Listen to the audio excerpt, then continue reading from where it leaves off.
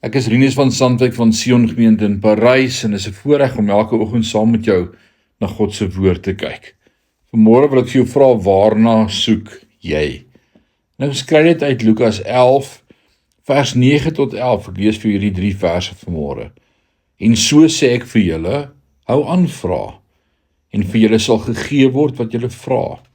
Hou aan soek en julle sal vind. Hou aan klop en die deur sal oopgemaak word. Want enige een wat vra, ontvang. Enige een wat soek, vind. En die deur word oopgemaak vir enige een wat klop. Jesus gebruik hierdie teks om te sê dat omdat ons Vader nooit slaap nie, Psalm 121 vers 3, omdat ons Vader nooit sê moenie my pla nie, hoeveel te meer sou hy bereid wees om te reageer op die een wat aanhou vra, aanhou soek en aanhou klop. Baie mense het op hierdie stadium 'n groot probleem. Waarom moet ek aanhou vra, aanhou soek en aanhou klop, wonder hulle? Daar's 'n rede. God probeer nie hard to get speel nie. Hy behandel ons ook nie soos hondjies wat ons probeer leer bedel nie. En as ons op ons agterpote staan en hard genoeg blaf, sal hy 'n beskuitjie in ons mond laat val nie. Nee, ons moet volhard in gebed.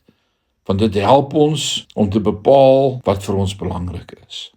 Hoe nader hulle verjaarsdae gekom het, hoe meer het my 2 seuns van plan verander oor wat hulle werklik wou hê. Totdat uiteindelik 'n patroon begin ontwikkel het, gebaseer op 'n paar dinge waarna hulle bly terugkom het.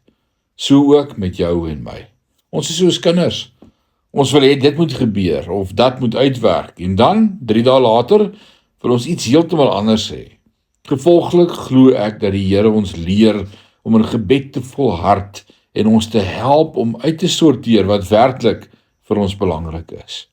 Maar selfs meer fundamenteel, dink ek ons moet in gebed volhard bloot omdat die Vader het geniet om by ons te wees.